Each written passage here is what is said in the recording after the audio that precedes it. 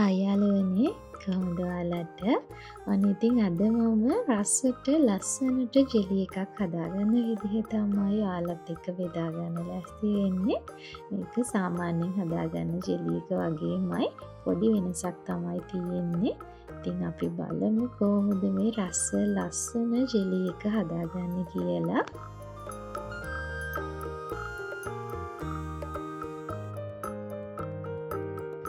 මේකට අපිට අවශ්‍ය වෙනවා යෝගට් 3ක් සහ සාමාන්‍ය ප්‍රමාණයේ ජෙලි පැකට් එකක්. ඔයාලට මේ ජෙලි පැකට් එක කැමති කලයකකින් එකතු කරගන්න පුළුවන්. මම මෙතනදී රෝස පාට සහ තැඹිලි පාට තමයි අරගෙන තියෙන්නේ. මුලින්ම මම එක ජෙලි පැකට් එකක් දිය කරගන්නවා. මෙතනදී මම ජෙලි පැකට් එක මේ විදිහට කඩලා අරගෙන වතුර මිලිලීටර් 400කින් මේ ජෙලි පැකට් එක හොඳට දිය කරගන්නවා.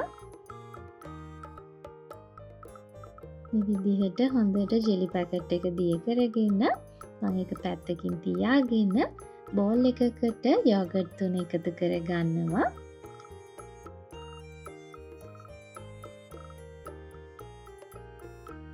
යෝගට් 3 එකතු කරගෙන විස්ක් එකකින් හොඳට මේ විදිහට බීට් කරගන්නවා.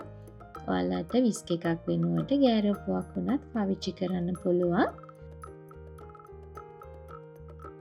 හොඳට කැට ගතිය නැති වෙන තුරු මේ වගේ යෝගට් 3 හොඳින් දිය වෙන්න ඕනි.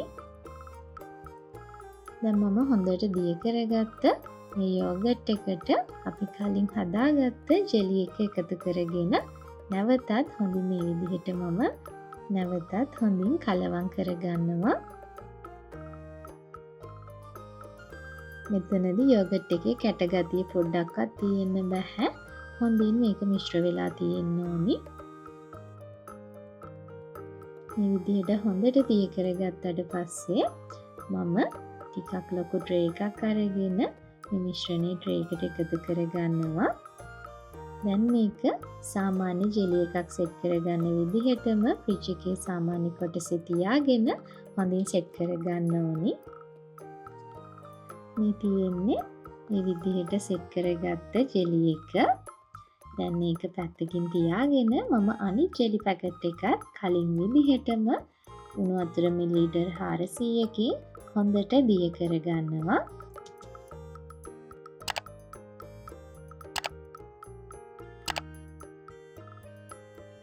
ජෙලි එකත් හොඳින් දිය වුණාට පස්සේ පොඩි වෙලාවක් නිවෙන්න තියලා මම කලින් හදාගත්ත ජෙලි ට්‍රේ එකට මේ ජෙලි මිශ්‍රණයත් මේ විදිහට එකතු කරගන්නවා. දැන් අපි නැවතත් කලින් වගේම ෆ්‍රිජ් එකේ සාමාන්‍ය කොටසේ තියලා මේ ජෙලි එක සෙට් කරගන්න ඕනි. ඔන්න ඉතින් මේ තියෙන්නේ මම හදාගත්ත ජෙලි එක. මේක සාමාන්‍ය ජෙලි එකක් වගේ නෙමෙයි, කිරි රසක් තමයි තියෙන්නේ. ඒ වගේම ගෙදරට එන අමුත්තෙට ලස්සනට පිළිගන්වන්න පුළුවන් රසම රස ඩෙසර්ට් එකක් තමයි මේක. ඔයාලත් අනිවාර්යෙන් හදලා බලන්න. කොහොමද කියලාත් මට කමෙන්ට් එකක් දාන්න. දිගටම channel එකත් එක්ක එකතු වෙලා ඉන්න කියලා ආදරෙන් මතක් කරනවා.